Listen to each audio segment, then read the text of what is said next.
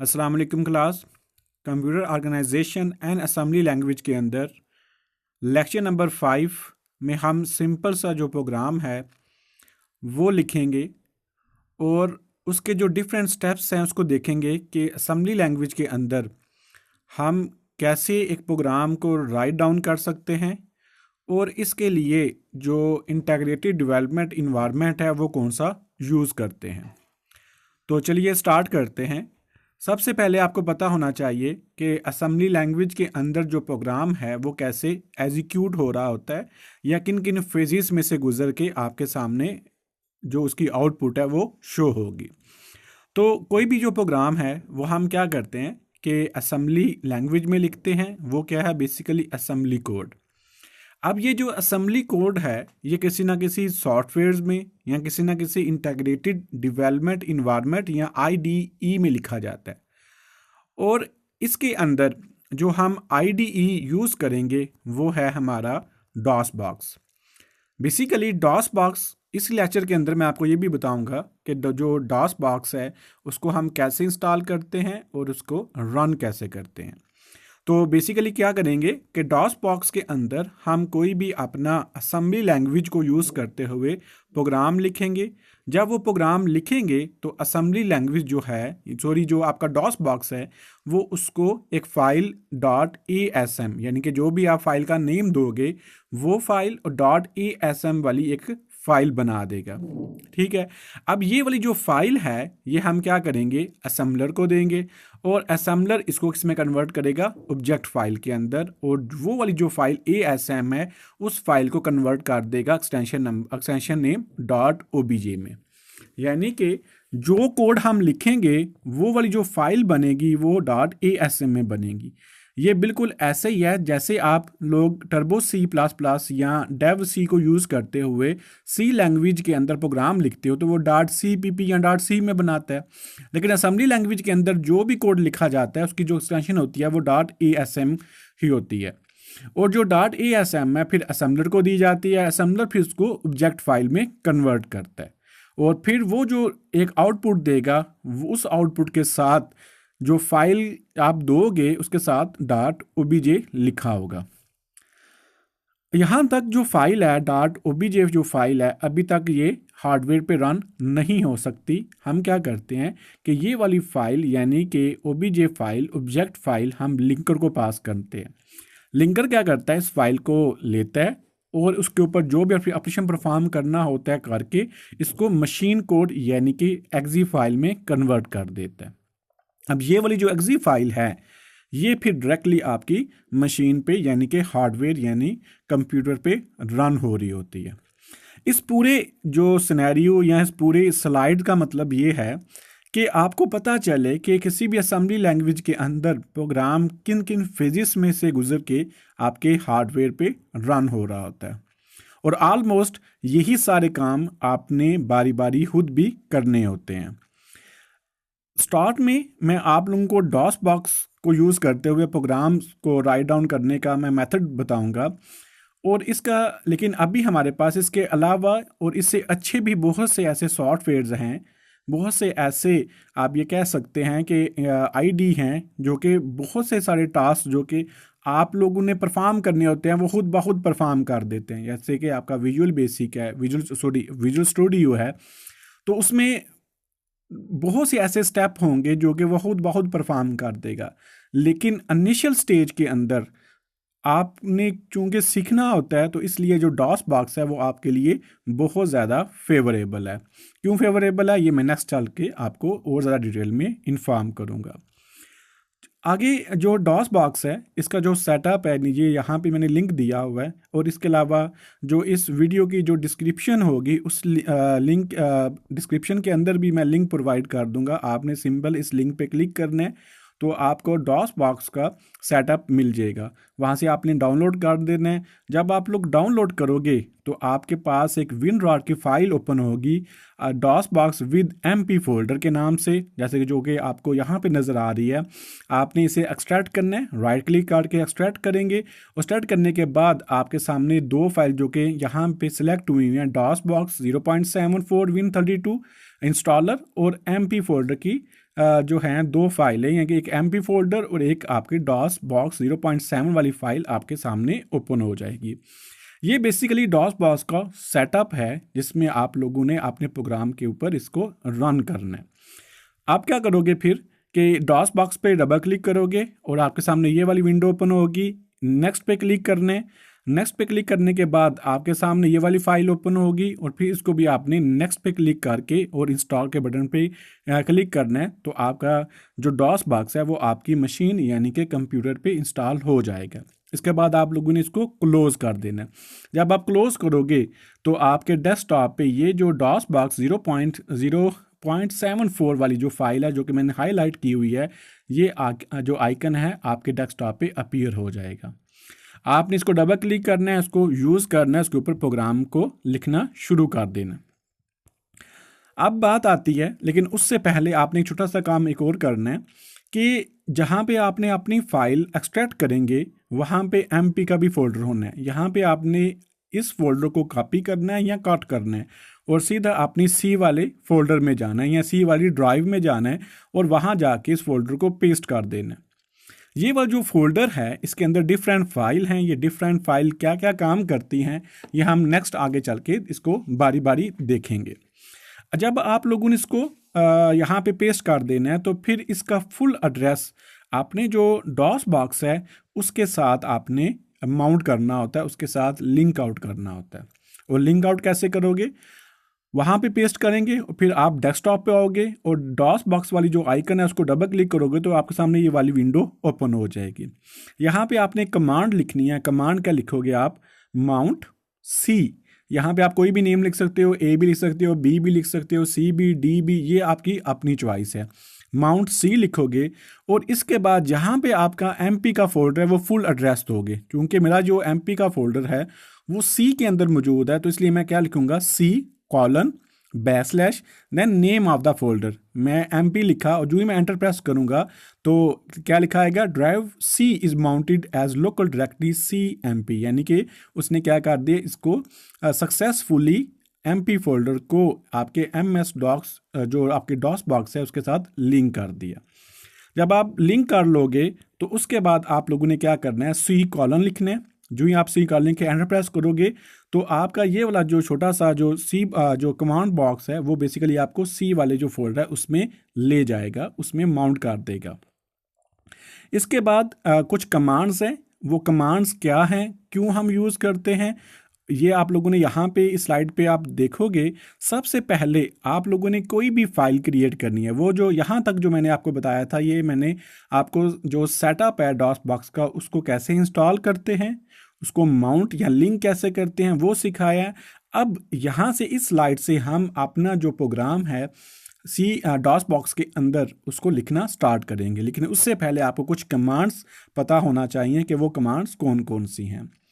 जाहिर सी बात है कि सबसे पहले हम कोई भी प्रोग्राम राइट डाउन करने से पहले कमांड जो है वो फाइल बनाते हैं। तो C लैंग्वेज के अंदर या डॉस बॉक्स के अंदर आप लोगों ने कोई भी फाइल क्रिएट करनी है तो उसके लिए आप लोग सबसे पहले एडिट कीवर्ड लगाओगे, देन फाइल नेम दोगे। यहाँ पे आपकी अपनी मर्जी है, आप अपनी मर्जी से कोई भी फाइल का नेम दे सकते हो और फिर .asm लिखोगे। अब एडिट क्या करेगा, एडिट एक ऐसी कमांड है जो कि आप यहाँ पे जो नेम दोगे उस फाइल को क्रिएट कर देगा। अगर फॉर एग्जांपल पहले से वो फाइल मौजूद है तो उसको आपके लिए ओपन कर देगा। अगर मौजूद नहीं है तो आपको वो क्रिएट करेगा और क्रिएट करने के बाद ओपन कर देगा। नेक्स्ट, फिर आप लोग अपना प्रोग्राम लिखोगे उस फाइल के अंदर। फाइल के अंदर लिखने के बाद आप उसको सेव करोगे और फिर आप मैसम, उसके बाद फाइल का नेम लिखोगे, .asm लगा के सेमीकोलन लगाओगे। देखें जो एडिट वाली जो कमांड है उसके अंदर मैं लास्ट पे मैंने सेमीकोलन नहीं लगाया, आपने भी नहीं लगाना। और लास्ट और जो सेकंड मैसम वाली है, मैजम जो MASM मैजम है, इसके लिए इसके लास्ट पे आपने सेमीकोलन लगाना। जब आप इसको लगाओगे तो ये बेसिकली क्या होगा कि ये ऑब्जेक्ट फाइल बनेगी और फिर आप लोग क्या करोगे कि लिंकर को दोगे और लिंक क्या करेगा कि वो जो फाइल .obj बनी है उसको लिंक करके आपके लिए एग्जी फाइल ओपन कर देगा। यहाँ पे जो मैंने आपको फर्स्ट स्लाइड में चीज़ें समझाई थी कि प्रोग्राम इन असेंबली लैंग्वेज के अंदर यही काम बहुत सारा का सारा हो रहा है कि जो आप लोग डॉस बॉक्स आपकी फाइल बनाता है, उसमें कोड लिखते हो, फिर वो असेंबलर के पास जाता है, असेंबलर उसकी ओबीजे बनाता है, फिर ओबीजे फाइल जो वो लिंक को दी जाती है और लिंक क्या करता है, एक्सी फाइल क्रिएट कर देता है। ये ऐसे ही बिल्कुल सेम टू सेम इम्प्लीमेंट भी हो रहा होता है। तो ये छोटी सी कमांड्स हैं जो कि आप लोग को पता होना चाहिए जब भी आप कोई भी जो असेंबली लैंग्वेज के अंदर प्रोग्राम लिखोगे। चलिए इसको लिखते हैं, उसको स्टार्ट करते हैं। तो सबसे पहले मैं क्या करता हूँ कि मैंने एडिट फर्स्ट प्रोग्राम, यानी कि यहाँ पे मैंने फर्स्ट प्रोग्राम .asm वाली मैंने लिखी, और जो ही मैं एंटर प्रेस करूँगा तो मेरे पास इस तरह की विंडो ओपन हो जाएगी और जो मैंने अपनी फाइल का नेम लिखा है वो सामने ओपन हो जाएगा। अब यहाँ पे मैं अपना पूरा का पूरा प्रोग्राम जो है वो राइट डाउन करूँगा, और प्रोग्राम का जो स्ट्रक्चर है वो ऑलरेडी मैंने आपको बता दिया हुआ है पिछले लेक्चर के अंदर। अगर आप लोगों ने वो लेक्चर नहीं लिया तो सबसे पहले आपको वो लेक्चर लेना चाहिए, क्योंकि उसके अंदर मैंने जो प्रोग्राम का जो सिंटैक्स है, प्रोग्राम का जो स्ट्रक्चर है वो मैंने डिफ़ाइन कर दिया हुआ था। और इसके अंदर यहाँ पे मैं आपको सिंपली जो है वो थोड़ा सा रिवाइज़ करवाऊँगा, थोड़ा सा ओवरव्यू दूंगा ताकि आप लोगों को वो चीज़ें रिवाइज़ हो जाएँ।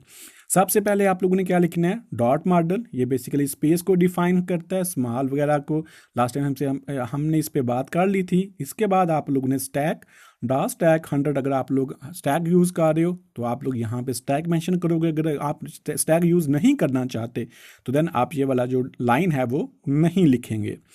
इसके बाद आप लोगों ने डॉट डाटा, यहाँ पे हम क्या करते हैं, डिफरेंट वेरिएबल्स को डिफाइन करते हैं और फिर इसके डॉट कोड लगाएंगे, और यहाँ पे हम बेसिकली कोड जो है वो अपना पूरा का पूरा कोड लिखेंगे, और लास्ट में हम एंड मेन कर देंगे। लेकिन इसके अंदर कोड के अंदर मैंने लास्ट टाइम भी बताया था कि हम प्रोसीजर यूज़ करते हैं, और प्रोसीजर लिखने का तरीका क्या है, आप मेन लिखोगे, देन यहाँ पे प्रोसीजर या प्रॉक आपकी अपनी मर्जी है, जो सा मर्जी नेम लिख सकते हैं, और लास्ट में आपने उसको बंद भी कर देना है। और बंद कैसे करना है, मेन एंड पी। ये था मेन स्ट्रक्चर जो कि आप लोगों ने कोई भी प्रोग्राम लिखोगे असेंबली लैंग्वेज के अंदर तो आपने इस स्ट्रक्चर को फॉलो करना है। अब इसके अंदर जो डाटा पुट करना है वो कैसे करना है वो देखें। और इसके के अंदर मैं सिंपल एक छोटा सा प्रोग्राम करवाने लगा हूँ जिसमें हम एक छोटा सा जो करैक्टर है, एक सिंपल करैक्टर है, वो प्रिंट आउट करेंगे।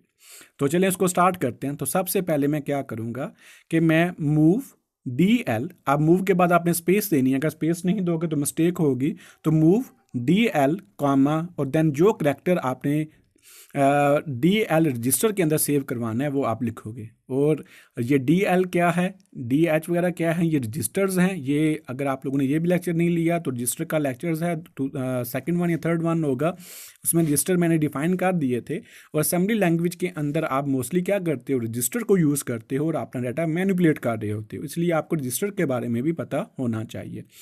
तो बेसिकली ये है क्या चीज़, मूव DL G एक स्टेटमेंट है जो क्या करेगा कि जो G है वो डाटा रजिस्टर यानी कि DL के अंदर वो मूव करवा देगा। नेक्स्ट, अब हमने इसको क्या करना होता है, प्रिंट करवाना होता है। तो हम फिर क्या करेंगे, मूव AH2। अब ये AH और 2 क्या है, AH बेसिकली एक्यूमुलेटर है जो कि इनपुट और आउटपुट के लिए हम यूज़ कर रहे होते हैं, और 2 क्या है, एक सर्विस रूटीन है या फिर एक एक्शन है जो कि एक करैक्टर को प्रिंट करवाने के लिए यूज़ कर रहे हैं। बेसिकली जो मूव AH और कॉमा स्पेस और जो 2 है ये बेसिकली बताता है AH को कि तुम्हारे पास जो भी चीज़ है उसको तुमने क्या करना है, उसको प्रिंट कर देना है। अब यहाँ पे हम थर्ड लाइन पे क्या करेंगे, एक इंटरप्ट जनरेट करेंगे, और इंटरप्ट INT 21H जो है वो कमांड देंगे। ये बेसिकली कोई भी काम करने के लिए हम इंटरप्शन जनरेट करते हैं, एक उसको बोलते हैं कि ये तुमने काम करना है। तो अब ये कहाँ पे ये काम कैसे करेगा, इसको समझना ज़रूरी है। सबसे पहले जो लाइन एग्जीक्यूट हुई तो G मूव हो गया DL के अंदर, लेकिन जब हमने मूव AH2 बोला तो AH एक्यूमुलेटर को पता चला है कि मैंने जो है वो सीधा घुसना है किसके अंदर, DL के अंदर, और उसमें जो कुछ भी पड़ा हुआ है उसको मैंने प्रिंट करवा देना है। उसे प्रिंट करवा देना है, कैसे उसे पता चला, जो हमने 2 लिखा हुआ ये इंडिकेशन है, ये एक कमांड है या एक सिग्नल है जो इंडिकेट कर रहा है AH को कि तुमने DL के अंदर जाना है और उसमें जो भी डाटा है उसको प्रिंट आउट कर देना है। ठीक है। नेक्स्ट जो है, फिर जब ए एच यहाँ जो है वो डीएल में घुस जाता है, या ए एच जो है उससे भी हमने बाहर भी निकलना होता है। तो ए एच में जब आप लोग मूव कर जाते हो तो उससे बाहर निकलने के लिए आप कमांड यूज़ करोगे move A H comma space 4CH। जो 4CH है ये basically out of the A H, यानी कि ए एच जो रजिस्टर है उससे बाहर निकलने के लिए है, और साथ ही आप इंटरप्ट 21H भी दोगे। यहाँ पे एक बात बताता चलूँ कि लास्ट में आप लोगों ने जब भी कोई भी असेंबली का प्रोग्राम करना है तो move AH 4CH int 21H ये आप लोगों ने ज़रूर लिखना है। तो ये आप समझ लें कि ये भी एक प्रोग्राम के स्ट्रक्चर का हिस्सा है। हालांकि टेक्निकल देखा जाए तो इस प्रोग्राम के स्ट्रक्चर का हिस्सा नहीं है, क्योंकि ये मैंने इसलिए बोला है कि ये हर दफ़ा आपने लिखना है, तो इसलिए आप इसको वैसे अज्यूम करें कि ये एक आपके प्रोग्राम का हिस्सा है। और फिर जब आप लोग इसको एग्जीक्यूट करोगे तो फिर आपके सामने जी जो है वो प्रिंट हो जाएगा। लेकिन इसको एग्जीक्यूट करने का भी एक मेथड है, वो क्या है वो नेक्स्ट देखते हैं। लेकिन उससे पहले आपने डॉट मॉडल के जरिए डॉस सेग ज़रूर लिखना है। ये डॉस सेग बेसिकली क्या है, ये क्या करता है, इसका मेन जो एम है वो क्या है कि आपके प्रोग्राम के अंदर डिफरेंट जो सेगमेंट्स हैं उनको वो मैनेज करेगा। ठीक है, तो ये भी आप लोगों ने डॉट मॉडल से पहले ज़रूर इसको लिख लेना है। चलिए प्रोग्राम की तरफ चलते हैं। अब वही सेम टू सेम प्रोग्राम जो है वो मैंने यहाँ पे लिखा है, dot सेग dot model small dot Stag 100H dot data code वगैरह, और मूव DLZ और move AH2 int 21H so on में सेम लिखा है। आपने फिर जब ये प्रोग्राम लिख लेना है तो फिर आपने क्या करना है कि आपने सेव पे बटन पे क्लिक करना है। सेव पे बटन पे क्लिक करने के बाद एग्जिट कर देना है। जो ही आप एग्जिट करोगे तो आपके सामने ये वाली फाइल ओपन हो जाएगी। तो यहाँ पे आप लिखना है मैज़म MASM मैज़म, जो भी आपकी फाइल का नेम है वो लिख के .asm करोगे, और जो ही एंटर प्रेस करोगे तो ये आपके सामने जो वैल्यूज़ हैं, जो आपके सामने जो इंस्ट्रक्शन है वो आनी चाहिए। यहाँ पे देखिए उसने क्या किया है, zero warning error, zero service error, मतलब कि मेरा जो प्रोग्राम लिखा है उसमें कोई भी एरर नहीं है, तो इसलिए यहाँ पे एरर उसने 0 दिए हैं। लेकिन अगर आपके प्रोग्राम में एरर होंगे तो यहाँ पे वो एरर मेंशन कर देगा। तो इसलिए ध्यान से आप लोगों ने इसको कंप्लीट करना है। जब आप लोगों ने मैज़म को दे दिया, फिर वो मैज़म क्या करेगा, इसकी एक ऑब्जेक्ट फाइल बनाएगा। आप वो ऑब्जेक्ट फाइल लिंक को दोगे, और लिंक को कैसे दोगे, आप एक और कमांड लिखोगे। वो कमांड क्या होगी, link name of the file .obj, और जब आप एग्जीक्यूट करोगे तो अगर आपकी फाइल सही सक्सेसफुली लिंक हो गया तो आपके सामने ये वाला जो मैसेज है वो शो हो जाएगा। लेकिन अभी तक आपकी ये जो फाइल है वो आपके सामने आउटपुट नहीं आई। एक छोटा सा स्टेप लास्ट में रह गया, वो क्या करोगे आप कि आप फाइल का नेम लिखोगे, और फाइल का नेम लिखने के बाद .exe लगाओगे और फिर एंटर प्रेस करोगे, तो जो भी उस प्रोग्राम के अंदर इंस्ट्रक्शन लिखी होंगी वो आपके सामने शो हो जाएंगी। जैसे कि यानी यहाँ पे मैंने क्या किया हुआ था, सिंपल एक कैरेक्टर को मैंने प्रिंट करवाना था जी को, और देखें कि यहाँ पे मेरे सामने आउटपुट जी शो हो चुका हुआ है।